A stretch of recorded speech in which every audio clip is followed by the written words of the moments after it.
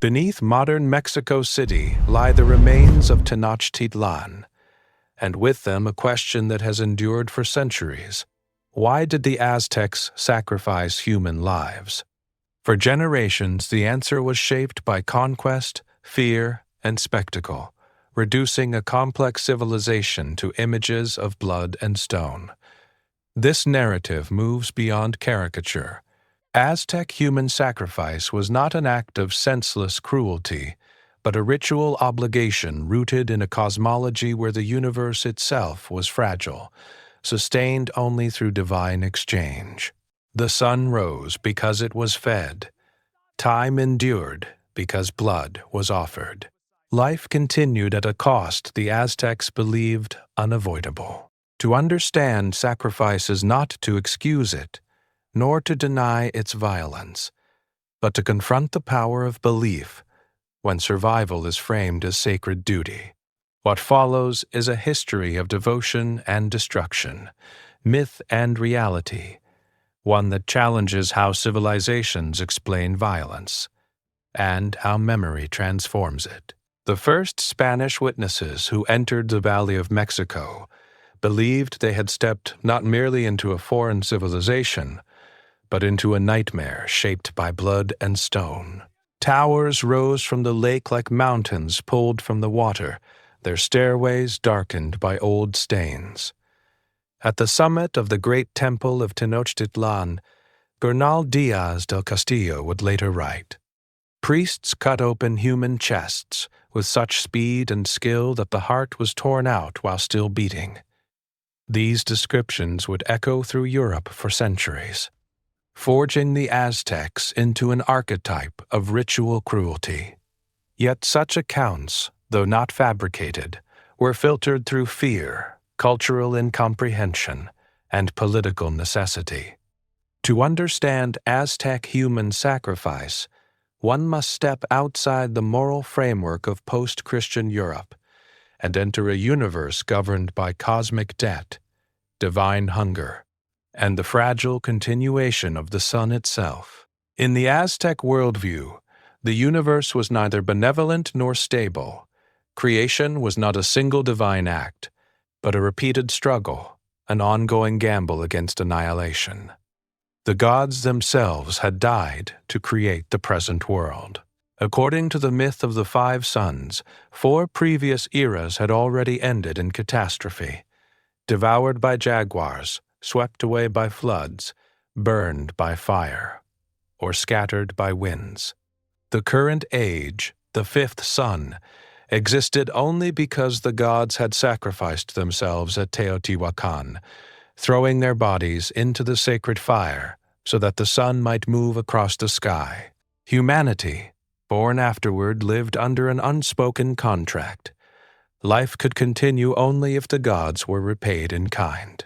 This was the foundation of Aztec sacrifice, not cruelty, not sadism, but obligation. Blood was not symbolic, it was sustenance. The gods required it to remain alive, just as humans required maize and water. Without nourishment, divine energy weakened, the sun slowed, rains failed, and the cosmos drifted toward collapse. To the Aztecs, withholding sacrifice was not mercy, it was negligence, an existential betrayal that endangered all life. Central to this belief was Huitzilopochtli, the god of the sun and war, whose daily battle against darkness mirrored the Aztec Empire's own relentless expansion. Each dawn was a victory wrested from night, and each sunset a reminder that tomorrow was not guaranteed. Human hearts torn from living bodies were offered to strengthen the sun's journey. Their warmth, their final pulse, was thought to fuel cosmic motion. Sacrifice, therefore, was not an end but a continuation, a necessary transaction to preserve time itself. Ritual sacrifice followed strict ceremonial protocols. Victims were bathed, adorned, and often treated with reverence before their deaths. In many cases, they were selected long in advance and trained to embody a god during their final days. This was not symbolic theater. The Aztecs believed divine essence could temporarily inhabit human flesh. To kill such a person was not murder, but transformation, the release of godhood back into the heavens.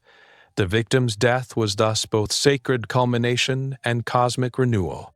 Contrary to popular imagery, sacrifice was not a daily bloodbath carried out indiscriminately across the city. It was tied to specific festivals in the ritual calendar, each aligned with agricultural cycles, celestial movements, and mythic events. The festival of Toxcatl, for example, culminated in the sacrifice of a young man who had lived for a year as the living image of Tezcatlipoca, the god of destiny and night. He was honored, admired, and given wives in his final days. When the time came, he climbed the temple steps willingly, breaking his flutes one by one, a symbolic surrender of earthly pleasures, before his heart was offered to the gods. Yet not all sacrifices were voluntary or symbolic incarnations. Many victims were war captives, taken during ritualized conflicts known as flower wars. These battles were not designed for territorial conquest, but for the capture of live prisoners. Warfare itself was sacred, a means of feeding the gods. Victory was measured not by land seized, but by bodies taken alive. This practice would later be misunderstood by the Spanish as proof of barbarism, though it followed a logic deeply embedded in Aztec theology. It is here that myth and reality begin to blur. Spanish chroniclers exaggerated numbers, reporting tens of thousands of sacrifices during temple dedications. While modern scholars agree that human sacrifice occurred on a significant scale, archaeological evidence suggests lower figures than those claimed by conquistadors eager to justify conquest and conversion. The image of rivers of blood flowing through temple streets belongs more to propaganda than to material reality. Sacrifice was powerful precisely because it was rare, ceremonial, and bounded by ritual law. Moreover, sacrifice did not always involve death. Bloodletting, auto-sacrifice, was far more common. Nobles, priests, and even rulers pierced their tongues, ears, or genitals with obsidian blades, offering their own blood to the gods. This daily act of devotion reinforced hierarchy and obligation, reminding elites that power demanded personal suffering. In this way, sacrifice was woven into the social fabric, reinforcing cosmic order through embodied pain. To modern observers, the Aztec sacrificial system is often reduced to spectacle, stripped of its metaphysical logic. Yet within its own context, it was a deeply moral act. Sacrifice upheld balance, honored divine precedent, and ensured survival. The horror felt by the Spanish was genuine, but so was the horror the Aztecs felt at the idea of a universe abandoned by its gods. This tension between belief and perception would define the legacy of Aztec sacrifice. As the Spanish dismantled temples and banned rituals, they claimed to liberate souls from darkness. Yet in doing so, they shattered a cosmology that had sustained millions. What they saw as salvation, the Aztecs experienced as cosmic betrayal, a world suddenly stripped of meaning, rhythm, and sacred obligation. The truth of Aztec human sacrifice exists in this uneasy space between devotion and violence, faith and fear. It cannot be understood through numbers alone, nor dismissed as mere superstition. It was, at its core, an act of belief so absolute that life itself was willingly placed on the altar of eternity. To witness sacrifice in Tenochtitlan was not merely to observe an execution, but to enter a choreographed universe where architecture, sound, scent, and movement converged toward a single sacred moment. The great temple, Templo Mayor, stood at the city's heart, its twin staircases rising toward the shrines of Huitzilopochtli and Tlaloc. Every stone of the structure reinforced cosmic order. The southern side aligned with the sun and war, the northern with rain and fertility. Sacrifice occurred not anywhere, but here, where heaven, earth, and the underworld were believed to intersect. The ritual began long before the knife touched flesh. Priests, their hair matted with dried blood and incense ash, prepared themselves through fasting, vigil, and auto-sacrifice. These men were not executioners in a secular sense. They were mediators between realms, trained from youth in theology, astronomy, chant, and ritual precision. A mistake, a misstep, a wrong prayer, an improperly oriented body could offend the gods and endanger the ceremony's efficacy. The gravity of their role demanded absolute discipline. Sacrifice was not improvisation, it was liturgy. Victims were similarly prepared, whether war captives or divine impersonators. Exiptla, they were ritually cleansed and adorned. Their bodies were painted, their hair styled, their clothing selected to reflect the deity they honored. In some cases, the victim had lived for months or an entire year. As the god's embodiment, worshipped by the populace, fed lavishly, and taught sacred songs. By the time of sacrifice, the boundary between human and divine had thinned. The act that followed was believed to release the god from mortal confinement. As the procession ascended the temple steps, drums thundered below, conch shells moaned. Copal incense thickened the air, blurring sight and breath alike. This sensory overload was intentional. It dissolved the individual into the collective, the moment into myth. Spectators did not gather in silence. They participated through chant, rhythm, and shared belief. Sacrifice was a public act, but not a spectacle of entertainment. It was civic prayer, a communal offering enacted through flesh. At the summit, the victim was placed upon the tek cattle, the sacrificial stone. Contrary to later European depictions, the act itself was swift. The priest's obsidian blade, sharper than steel, opened the chest with practiced precision. The heart, still beating, was raised toward the sun before being placed in a sacred vessel or burned as offering. The body was then rolled down the temple steps, returning symbolically to the earth from which it came. This descent was as meaningful as the ascent, a return to cyclical order. What followed depended on the ritual context. In some ceremonies, the body was cremated or buried with honor.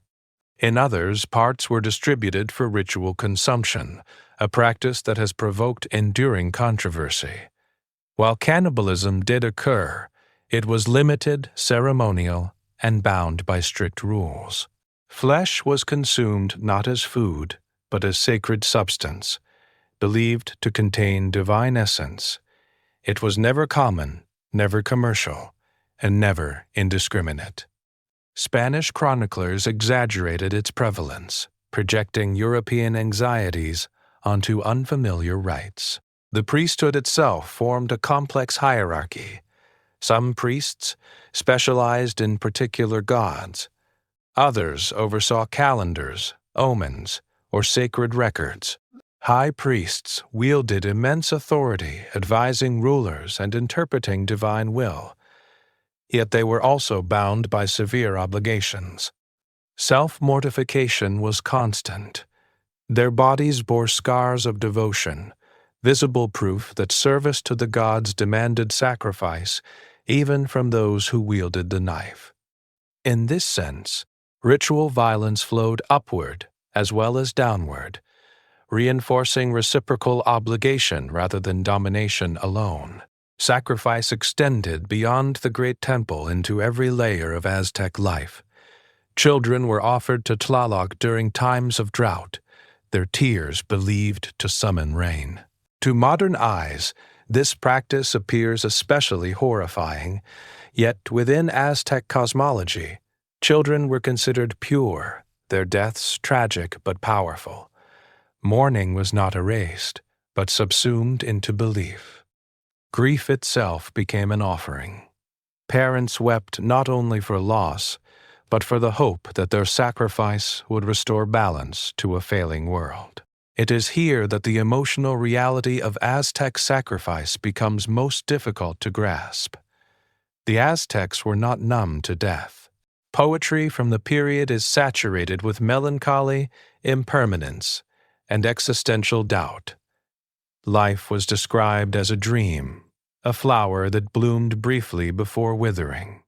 Sacrifice did not negate this sorrow. It gave it purpose. Death was inevitable, but meaning was not. Through ritual, mortality was transformed from chaos into continuity.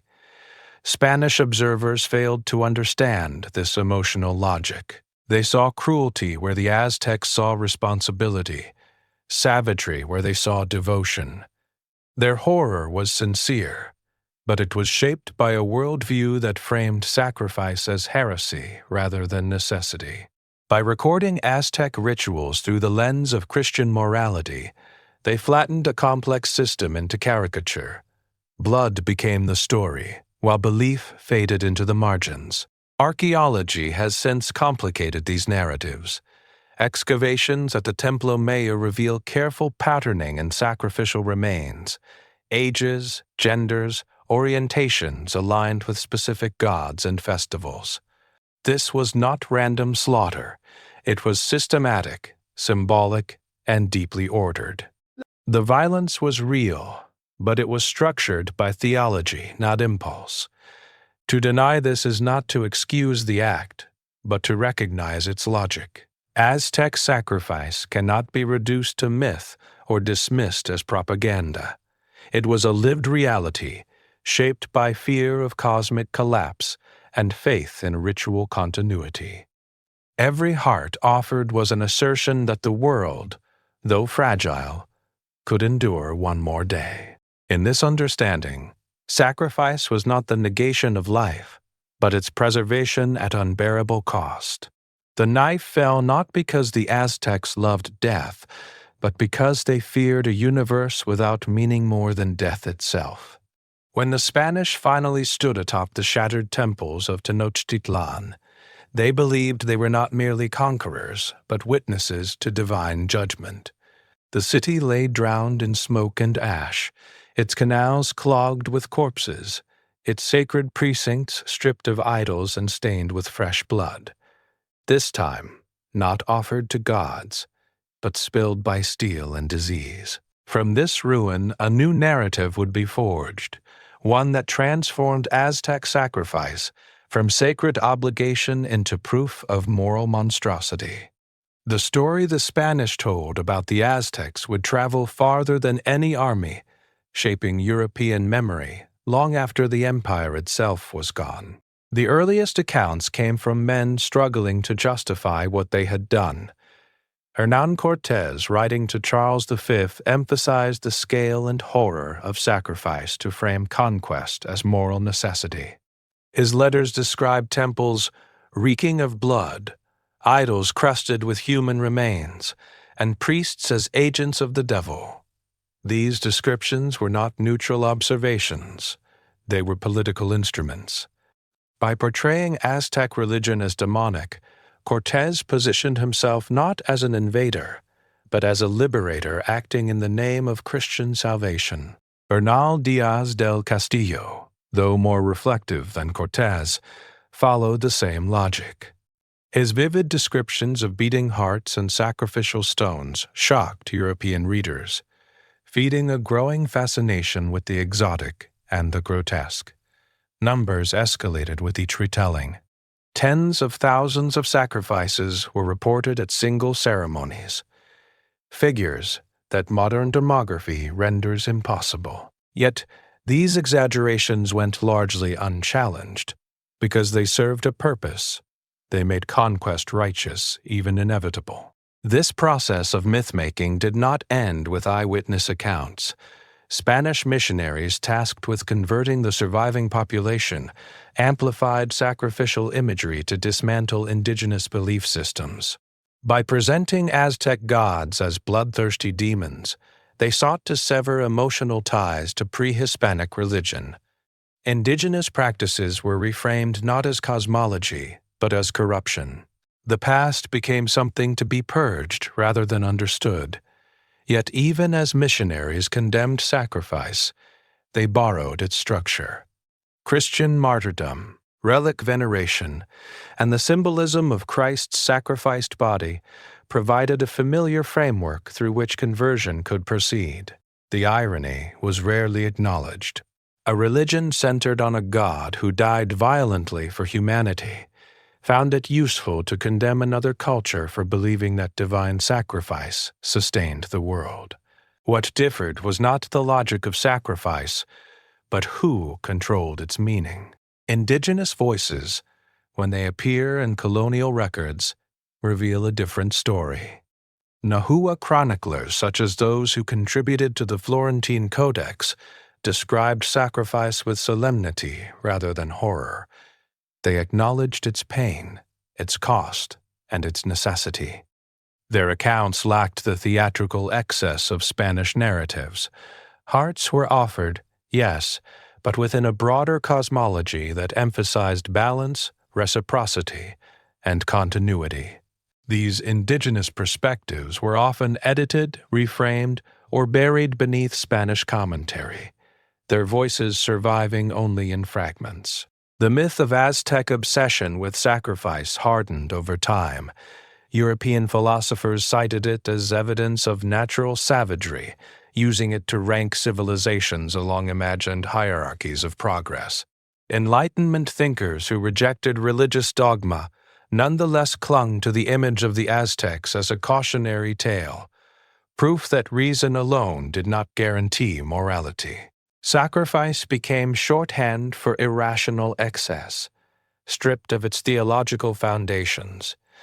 In the centuries that followed, this caricature was reinforced by art, literature, and later popular media. Paintings depicted pyramids slick with blood, priests rendered as monstrous figures, victims screaming in eternal terror. Rarely shown were the rituals of fasting, prayer, and self-sacrifice that defined everyday religious life. Rarely mentioned were the Aztec poems that questioned death, mourned impermanence, and searched for truth in a fleeting world. The complexity of belief was sacrificed to spectacle. Modern archaeology has forced a reckoning. Excavations have confirmed that sacrifice was real, structured, and central, but not limitless. Skeletal evidence suggests fewer victims than Spanish accounts claimed, and a more diverse range of sacrificial practices. Context matters. Sacrifice intensified during periods of drought, war, or political instability, reflecting crisis rather than bloodlust. The Aztecs did not kill because they enjoyed it. They killed because they believed the world demanded it. This realization has unsettled historians. To accept Aztec sacrifice as rational within its worldview is not to endorse it, but to confront the limits of moral universality.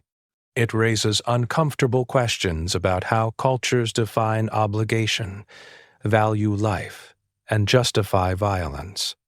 It also exposes how easily narratives of cruelty can be weaponized to legitimize conquest, erasure, and domination. The Spanish conquest did not end sacrifice. It transformed it. Public rituals were banned, temples destroyed, and priests executed. Yet forced labor, disease, and colonial violence killed far more people than pre-conquest rituals ever had. The moral clarity claimed by the conquerors dissolved under the weight of colonial reality. Blood continued to flow, only now without ritual, meaning, or cosmic justification. The enduring myth of Aztec sacrifice tells us as much about Europe as it does about Mesoamerica.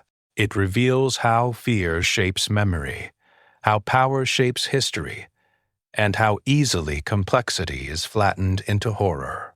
To peel back this myth is not to romanticize the Aztecs, but to restore them to history as thinking, believing humans, capable of beauty, brutality, doubt, and devotion. In confronting the reality behind the myth, we are forced to reckon not only with the Aztecs' beliefs, but with our own discomfort in understanding a world where survival itself demanded blood. In the centuries since the fall of Tenochtitlan, Aztec human sacrifice has remained suspended between condemnation and fascination, its meaning refracted through changing moral landscapes.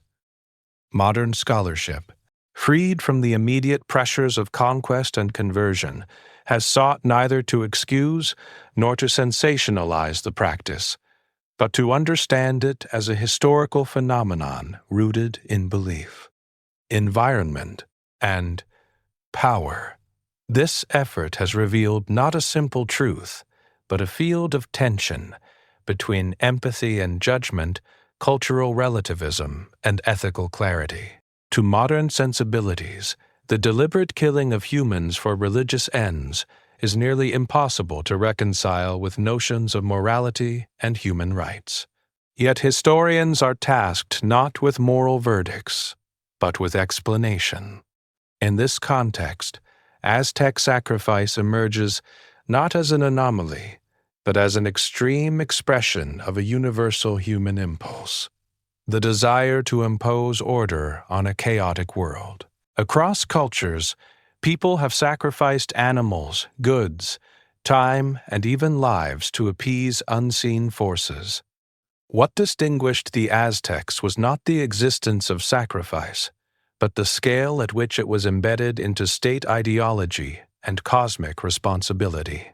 Environmental pressures played a critical role.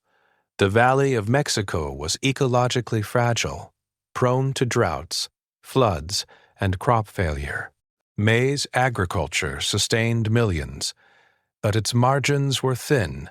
In such a world, religious certainty offered stability where nature did not.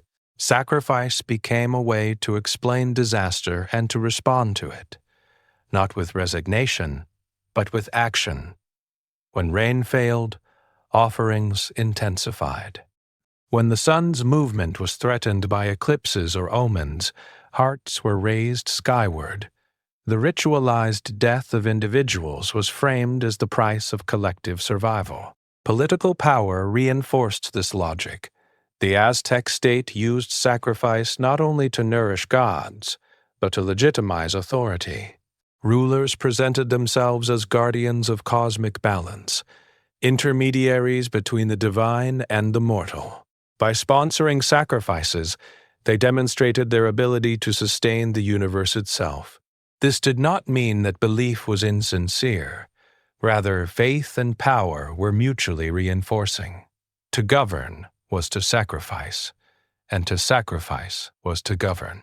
Modern debates often hinge on numbers.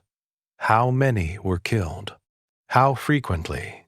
These questions matter, but they can obscure deeper issues. Whether the number was thousands or tens of thousands, the moral weight does not change. What matters is understanding why a society accepted such violence as necessary. The answer lies not in cruelty, but in cosmology. The Aztecs believed they lived at the edge of apocalypse. Every sunrise was uncertain. In such a world, inaction was more dangerous than bloodshed. Anthropologists have compared Aztec sacrifice to modern systems that normalize violence through abstraction. Wars are justified through ideology. Economic systems accept suffering as collateral. Prisons and executions are framed as necessary for order. These comparisons are not equivalencies, but they challenge the idea that modern societies have transcended ritualized violence. The forms have changed. The logic persists. Ethical discomfort remains, and should remain. To understand is not to absolve. The suffering of sacrificial victims was real, as was the grief of those left behind. Acknowledging belief does not erase pain. Modern scholars increasingly center these human costs, resisting narratives that reduce victims to symbols or statistics. Sacrifice was meaningful, but meaning did not eliminate trauma. At the same time, dismissing Aztec culture as barbaric impoverishes historical understanding. It denies the sophistication of their astronomy, poetry, governance, and philosophy.